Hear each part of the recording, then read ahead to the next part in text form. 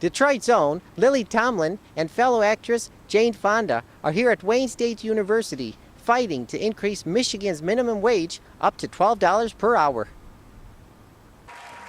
On Thursday afternoon, the stars from the 1980 film 9 to 5 and the new Netflix series Grace and Frankie spoke before a crowd of 150 inside the General Lectures building. And I'd like to see that happen for everybody to get a living wage. And we were at another event and everyone was talking about it. They said living wage so easily, like it was just part of their vocabulary, and how they were working to create that for the workers in their restaurants, and paid sick days and pension plans. It was a unique and special thing, and it was very moving. And so that's why we're here. So we are here because we care about workers, and especially, you have to understand, this is not just an economic issue, this is a gender issue, right? Yes. Yeah, because in Detroit, 80% of restaurant workers are women. Michigan is the home birthplace of the labor movement, the American labor movement. It's a place where the largest Black majority city in the whole country, the largest Arab Muslim population in the whole country. So, there are a lot of things that at a time of severe income inequality, it's very easy for a demagogue to come along, a tyrant, and all the other names, and say, you're having job insecurity, it's because of that black guy. You're worried about your job, it's because of that immigrant. Pitting us against each other, men against women, and people of color against white people, and that's what's been happening. And it started before Trump got elected, and believe me, it'll continue after he's gone, which... All right, so what did you think of her talk today?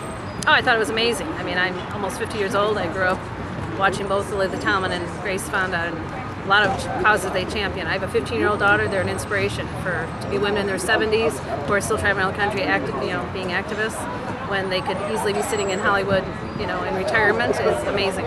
And what do you think about the talk today with the minimum wage? That was amazing. I think we should definitely raise the minimum wage. About how high? In the 80s, I worked for 201 as a waitress in the 80s. So yeah. So you know exactly what they're talking about. Absolutely, yeah, absolutely. Very good. And you think $12 is a good level, or should it be higher? No, I think 12 is reasonable. Because you get a lot of kids going to school here that, taking out big student loans to get professional wages. So, but yes, I think $12 is reasonable. That's a good number. All right, yeah. Very good. Yeah. Now, you stated that you watched her on 9 to 5. Do you also watch her now on the new Grace and Frankie? Oh, yeah. Watch Grace and Frankie, 9 to 5. Their books, their movies. I mean, yeah, they're icons in, raising awareness to women's issues, animal issues. Yeah, they're both amazing. Big fan. Big fan. Oh, yeah, huge fan. Yeah, I'm glad your generation knows who they are. Yeah, right. I know who they are. I mean, she went to school here. I went to school here. I saw her. I mean, she got a star in Palm Springs. I was there for that. I mean, she's done a lot of great things. Yeah, they're just amazing. Both of them. The Restaurant Opportunity Center, better known as ROC United, is hoping to get the $12 minimum wage increase proposal on the 2018 midterm election ballot. What made you want to come out today? Well, I came to see Lily Tomlin and Jane Fonda and talk about raising the minimum wage, particularly for people in the restaurant industry. I know a lot of friends that have worked in the restaurant industry as waiters and waitresses. Oh, okay. So I think, I think it's a good idea. I think they should raise it. I think $12 is a good number. All right. What do you think about their works on TV? 9 to 5 and now Grace and Frankie? Yes, I got the DVD for 9 to 5. It's one of my earliest fond memories with my mom growing up watching that. So yeah. Very good. And both of them are actually nominated this year for the Lead Actress Emmy Award in a comedy series. Oh yeah? For Grace and Frankie, yeah. Nice. So that's pretty exciting. I'll need to check out that program. I haven't checked that out yet. Yeah, Netflix. Yep. Yeah. Very good. We spoke here together a lot here at Wayne State. But you have all kinds of reasons for being here. I'm from Detroit.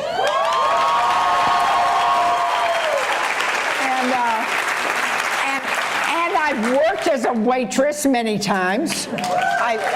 In fact, I got into food service when I was a candy girl at the Avalon Theater on Linwood. And you know, last night at the homecoming, I met like the grandson of the Wetsons who owned that theater. It was the Whisper and Wetsons Theater.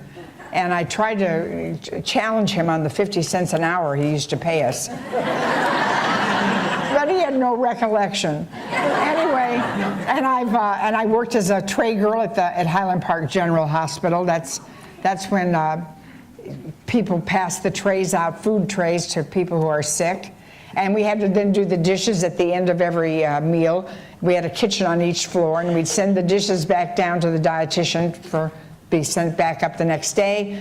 And at the end of the, I was shameful because I had so much fun doing food service. And at the end of doing the dishes, I'd have a big bundle of towels and I'd roll them up and I'd carry it down the hall like it was a little baby. And then I'd walk over to the laundry chute, I'd look around and I'd throw it.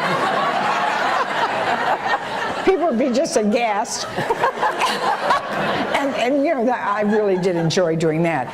And then, but then when I went to New York, I got a job at Howard Johnson's, and I found out that they had Howard Johnson's of the Waitress of the Week over at the big Howard Johnson's on 8th Avenue. We worked at 49th and Broadway, and I went over there one day and saw the plaque on the wall. I go back to our store and I said, "What gives? How come we don't have a Howard Johnson's Waitress of the Week?" And we used to have our uniforms. They were white cotton. They were starched so stiffly, they would stand on the floor by themselves. We'd pry them apart. And a couple of the other girls were actresses too, and they would they'd get these big old, they had great big puffy sleeves and cut on the bias, real narrow hips. And if you didn't have any shapely hips, which I didn't, they just hung like a big long sack on you. And the other girls would roll their dresses up to so they had like little mini skirts and they'd whip stitch it around. And they wore little tiny white tennis shoes so their legs looked good. And I would wear the uniform regulation. And my little arm would be hanging out of that big puffy sleeve and the body hung like that. And I had big duty shoes on with ripple soles. And I always wore a hairnet with a paper hat, like they give you at Hojo's. And then I would duck down behind the counter with a microphone and I'd say, "Attention diners, your Howard Johnson's Waitress of the Week, Miss Lily Tomlin is about to make an appearance on the floor," and then I'd go out. And so I made better tips than anyone, frankly. But